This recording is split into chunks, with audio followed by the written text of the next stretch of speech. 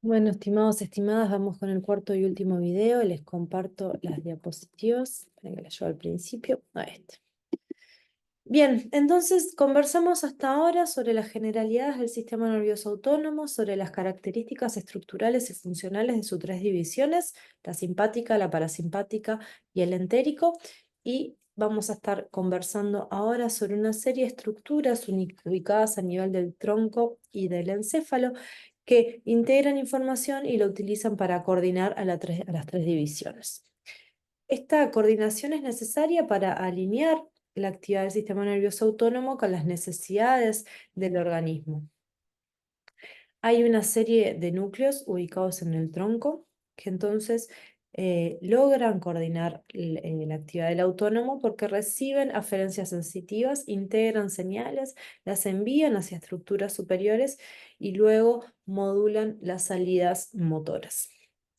A la derecha de la diapositiva ven un esquema que es un corte de un tronco encefálico.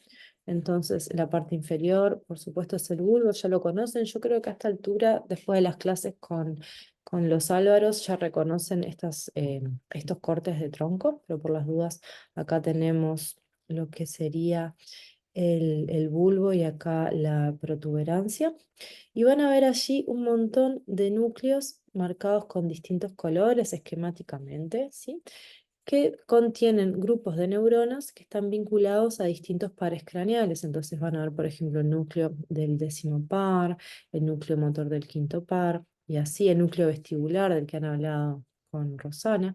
Y quiero señalarles acá en azul el núcleo del tracto solitario, porque ese núcleo es particularmente importante para la integración de señales que luego se utilizan para coordinar la actividad de todo el sistema autónomo.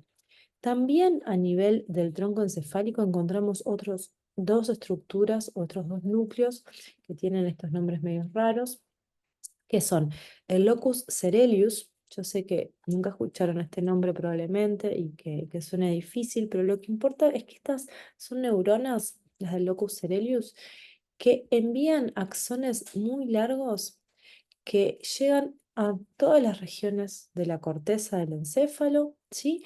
Que llegan a las regiones del sistema límbico, al cerebelo y también van hacia la médula espinal.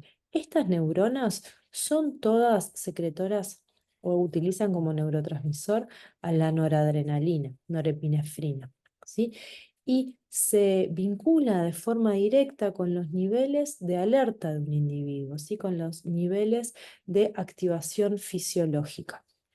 Cuando estas neuronas están más activas y hay más norepinefrina en el sistema nervioso central, nos sentimos despiertos, nos sentimos activos, nos sentimos que podemos prestar atención, nos sentimos en ese estado de actividad que en inglés se llama arousal. A veces se utiliza la palabra excitación, pero no se refiere a una excitación más del tipo sexual, sino a ese estado de vigilia donde es posible interaccionar de forma muy, muy activa con el medio ambiente.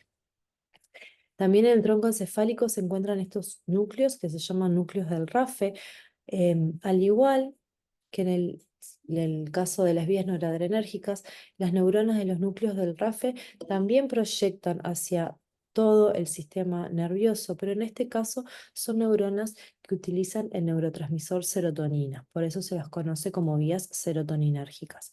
La serotonina, quizás alguno de ustedes haya escuchado hablar, es un gran regulador del humor en las personas. Em,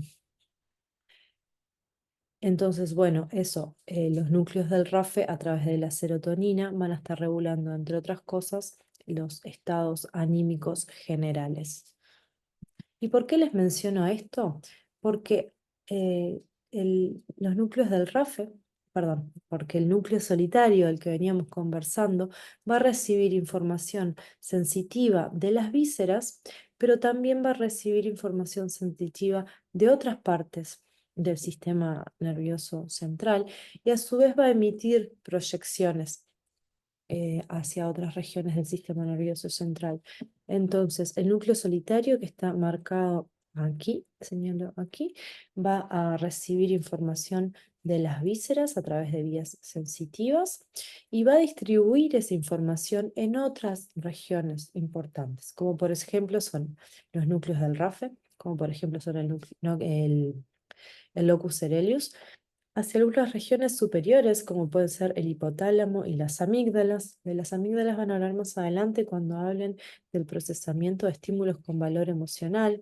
El hipotálamo, vamos a hablar la clase que viene, es un tremendo integrador de actividad neuronal, de actividad nerviosa, con la actividad endocrina u hormonal de nuestro organismo. Y el núcleo solitario también tiene la capacidad de proyectar acciones directamente hacia las neuronas preganglionares. Por lo tanto, puede recibir información, puede procesarla, integrarla y con eso modular directamente a las neuronas preganglionares y por ende a la actividad de los órganos efectores. Ahora, todas estas estructuras que les vengo comentando integran información que llega de las vísceras y que hacen un relevo ahí en el núcleo solitario, pero toda esa salida, toda esa información que se procesa, ¿por dónde sale? Bueno, sale por vías eferentes, vías motoras, que de vuelta incluyen a los núcleos del RAFE y a las neuronas noradrenérgicas del locus coeruleus. Es decir, estos son núcleos que tanto reciben información, la integra y después la utilizan para generar una salida, que va a modular distintos aspectos de la fisiología del individuo. Entonces, tenemos que esta red central está regulando varios niveles de la actividad fisiológica del individuo. Está regulando de forma directamente a través de las neuronas preganglionares todo lo que es la actividad del simpático y parasimpático. Está integrando información emocional proveniente del sistema límbico y está utilizando información que está ubicada a nivel del locus coeruleus y de los núcleos del RAFE para integrar y modular información de la alerta y del humor de la persona. Quiero mencionarles algunos grandes titulares sobre el sistema límbico. Como les decía, van a hablar más en profundidad dentro de unas clases. Son una serie de estructuras que se ubican en la región interna del encéfalo, en el giro cingulado, e involucran, por ejemplo, el hipocampo, del que van a hablar cuando hablan de memoria, el hipotálamo, que vamos a hablar la clase que viene, las amígdalas, que ya les mencioné. Hay distintos, dependiendo de la bibliografía que lean, van a encontrar que el sistema límbico puede tener algún componente más, algún componente menos. Es un sistema que no está estrictamente definido con precisión. Lo que sí sabemos es que son una serie de estructuras que están vinculadas con la regulación de la motivación, del estado de ánimo, de las emociones, y de la actividad general del sistema nervioso autónomo.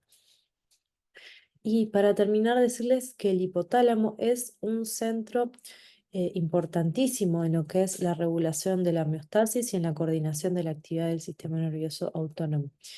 Tiene neuronas que sensan el nivel de distintas variables fisiológicas. Por ejemplo, algunas neuronas sensan la temperatura, otras neuronas sensan la cantidad de glucosa en sangre, otras la osmolaridad de los tejidos, ¿sí? Recibe aferencias el hipotálamo de muchas regiones del sistema límbico y se comunica con el resto del cuerpo a través del sistema nervioso autónomo y a través de una glándula que se llama la hipófisis, que es la principal glándula endocrina de nuestro organismo. Cierro por acá, recalcando el lugar destacado del hipotálamo para la integración y coordinación de distintos aspectos que tienen que ver con el mantenimiento de la homeostasis corporal. Pero sobre hipotálamo y cómo funciona en situaciones de reposo y en situaciones de estrés, vamos a hablar en detalle en la clase que viene. Bueno, nos estamos encontrando en las clases para conversar de estos temas y sacar dudas. Hasta luego.